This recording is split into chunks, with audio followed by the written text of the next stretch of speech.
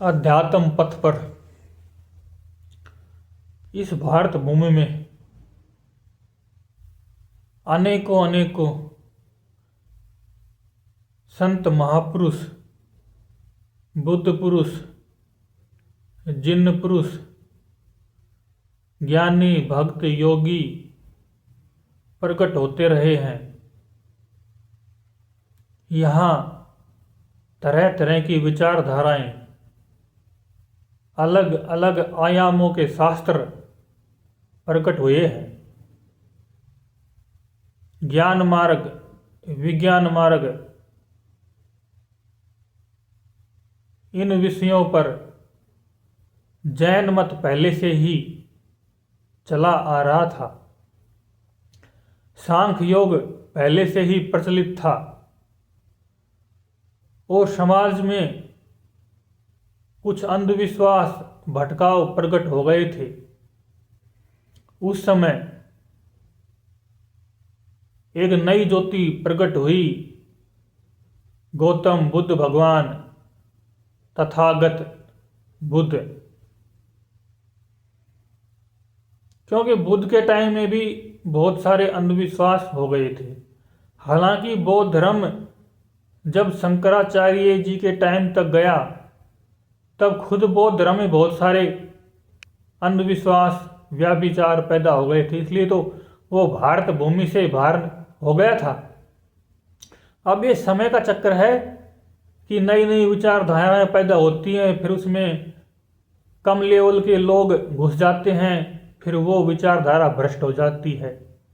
जब कोई भी विचारधारा शुरू होती है, ज्ञान भक्ति शुरू होता है, तो उस महापुरुष की तरफ से तो वो शुद्ध ही होता है, लेकिन धीरे धीरे कम लेवल के, कम गुणवान व्यक्ति उसके अंदर घुसते हैं, तो उस विचारधारा को भी वैसा ही गंदा कर देते हैं और फिर वो बदनाम होके, कमजोर पड़ के अलग सी हो जाती है। ये प्रकृति का खेल है। तो जो बुद्ध भगवान हुए, उन्होंने समाज को नई दिशा दी, नई वैज्ञानिक भाषा दी। उन्हीं के जीवन में बहुत सारे घटनाक्रम थे, बहुत सारे उपदेशों के दौरान लोग उनसे मिले थे, अपना अपना जीवन संवारा था। लेकिन एक घटना बहुत महत्वपूर्ण है कि एक अंगुलीमाल नामक डाकू था। उसने ये प्रतिज्ञा कर रखी थी कि मैं 1000 आदमी मार के, उनकी अंगुलियां काट के और उनकी माला पहन के संसार को दिखाऊंगा। तो उसने बहुत सारे आदमी मार दिए थे, काट दिए थे, और उनकी अंगुली काट काट के गले में डाल ली थी, माला पहन रखी थी, और वो ऐसे ही घूमता रहता था। लोग उससे बहुत भयभीत रहते थे। बहुत बलिष्ठ शरीर का था, तगड़ा आदमी था। तो एक बार क्या हुआ, बुद्ध भगवान का उसी क्षेत्र से जाना हो गया। लोगों ने उनको समझाया कि यहाँ अंगुलीमाल डाकू रहता है, वो किसी भी इंसान को जिंदा नहीं छोड़ता है, उसके जीवन में कोई ऐसी घटना घटी है कि वो इंसान मात्र का दुश्मन बन गया है। क्योंकि अंगुलीमाल के जीवन में भी कुछ ऐसी प्रतिकूल घटना घटी कि उसको डाकू बनना पड़ा, हत्यारा बनना पड़ा। लेकिन जब बुद्ध भगवान उधर गए, तो जैसे वो सबको मारता था, काटता था, वो बुद्ध भगवान की तरफ भी दौड़ा। और जैसे वो बुद्ध भगवान की तरफ दौड़ा, तो बुद्ध भगवान तो सिद्धि संपन्न थे, योगी पुरुष थे, और उनको पता हो गया कि ये तुम्हें मारने के लिए दौड़ रहा है। तो बुद्ध भगवान ने भी रिद्धि बल, सिद्धि बल का प्रयोग किया, और बुद्ध भगवान चलते जाएं, नॉर्मल रूप से चलते जाएं, लेकिन अंगुलीमाल उनके पीछे दौड़ता जाए, और वो उनको पकड़ नहीं पाए।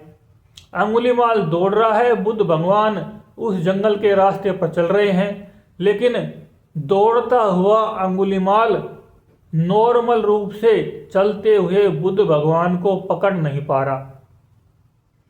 जब ये प्रक्रिया चलती रही, बुद्ध भगवान का नॉर्मल रूप से चलना और अंगुलीमाल का दौड़ना, लेकिन फासला रास्ते का कम नहीं होना, बिना पकड़े ही दूरी बने रहना, ये चलता रहा। और आखिर में जब अंगुलीमाल थक गया, थक कर चूर हो गया, तो उसने दूर से पुकारा, अब रुक जाओ, रुक जाओ, रुक जाओ, मैं तुम्हें नहीं मारूंगा, रुक जाओ। तो बुद्ध भगवान ने कहा, मैं तो रुक गया हूं, मैं तो रुका हुआ ही हूं, तुम कब रुकोगे? बुद्ध भगवान ने क्या कहा? मैं तो रुक गया हूं, रुका हुआ ही हूं, तुम कब रुकोगे? बुद्ध भगवान ने कहा कि मेरा मन रुक गया है, मेरा मन नियंत्रित हो गया है, मेरा मन मिट गया है, मर गया है, इसलिए ठहराव मेरे अंदर आ गया है। जिसको कबीर साहब ने कहा है ना कि तन थिर, मन थिर, प्राण थिर, सूरत निरत थिर होय, कहे कबीर उस पल को, कल्प में पहुंचे कोय। तो इस तरह से बुद्ध भगवान तो रुके ही, और जैसे उनके पास वो आया, क्या नाम है, अंगुलीमाल, और उनसे पूछा कि तुम मेरे पकड़ में क्यों नहीं आए, तो बुद्ध भगवान ने कहा कि मैं रुका हुआ हूं और मैं चलने वालों के पकड़ में कैसे आ सकता हूं। इसका भावार्थ है कि जो चलता है वो रुके हुएपन को कभी पकड़ नहीं पाता है, क्योंकि जो रुक गया है, जिसका मन रुक गया है, उसको क्रियाएं पकड़ नहीं पाती।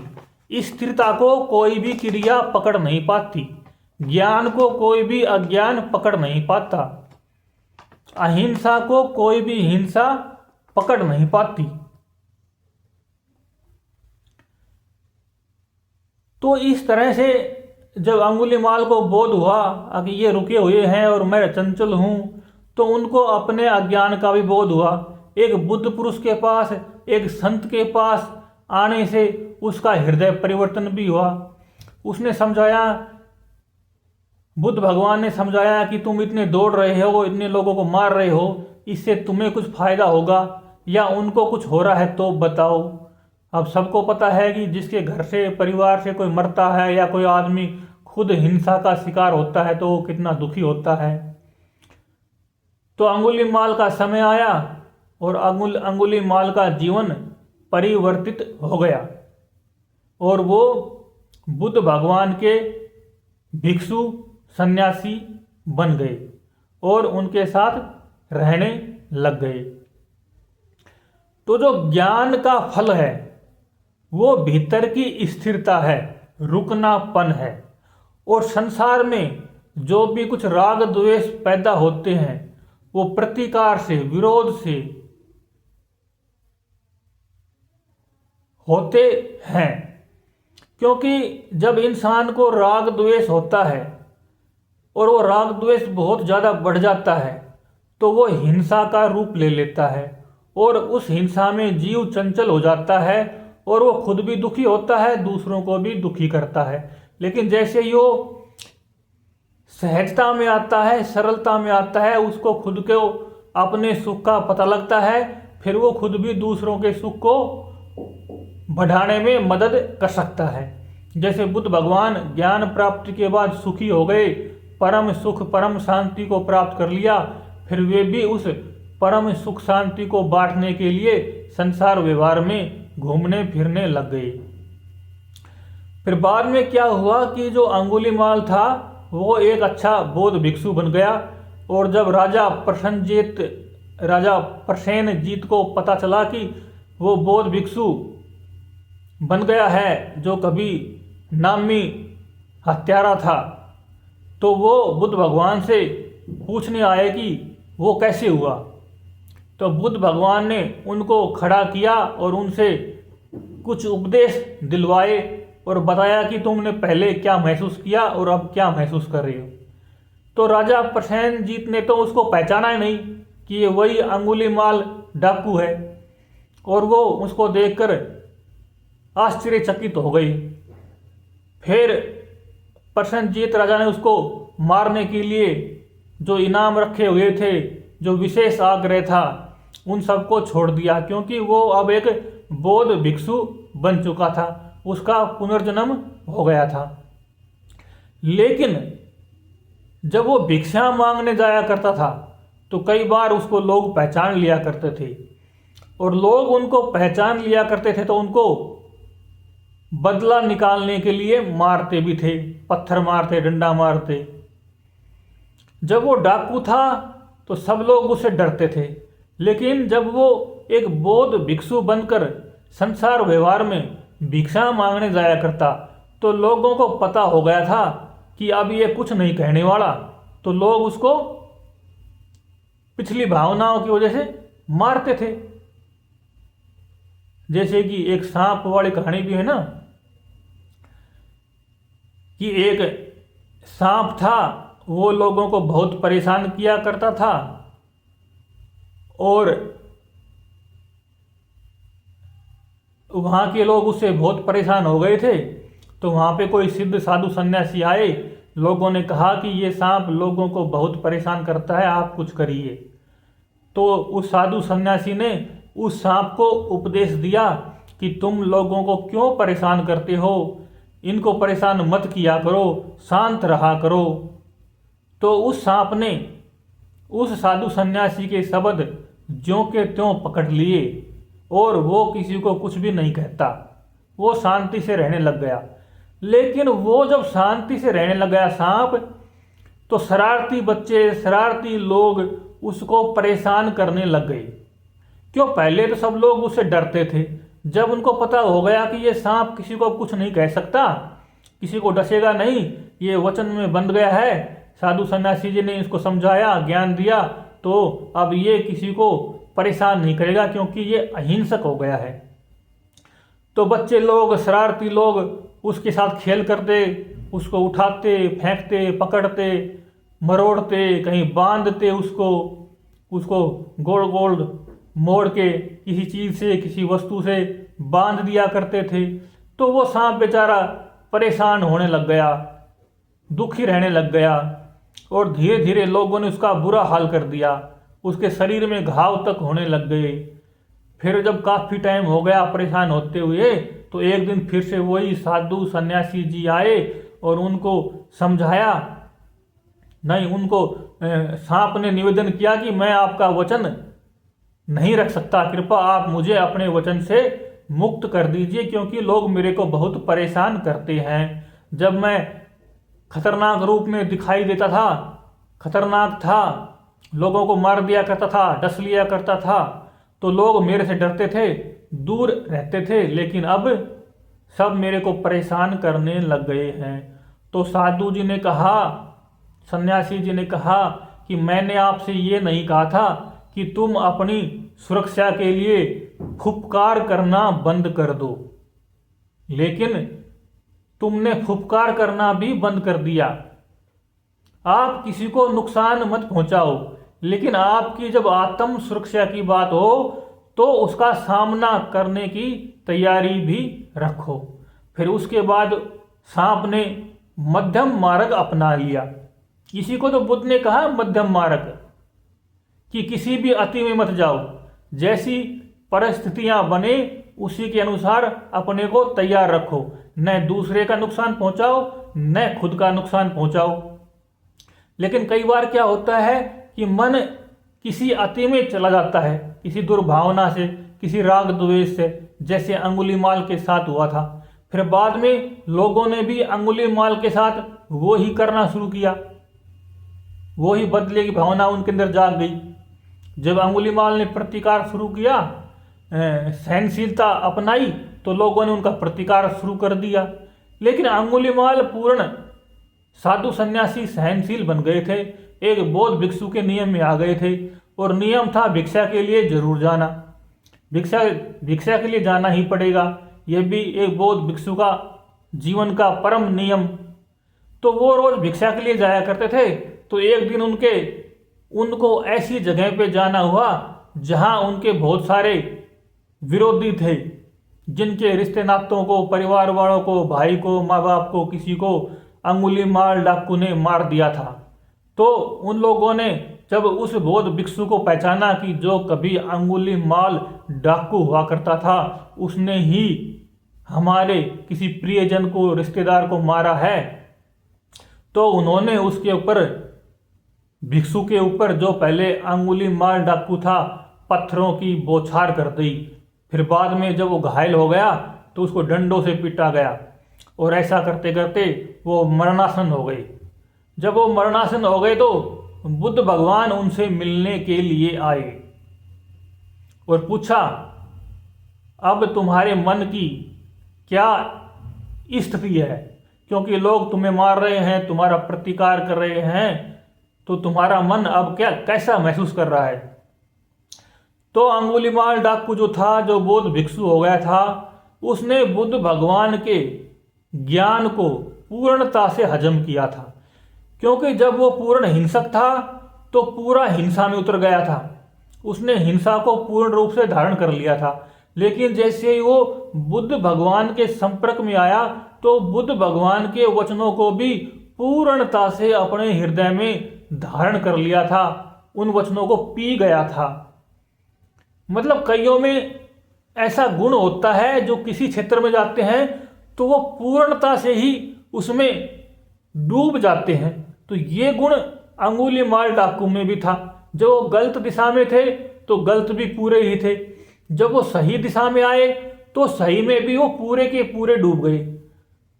तो बुद्ध भगवान ने कहा कि अपने आप को स्थिर रखो, साक्षी में रहो, अपने मन को किसी भी घटना, परिस्थिति से विचलित मत होने दो।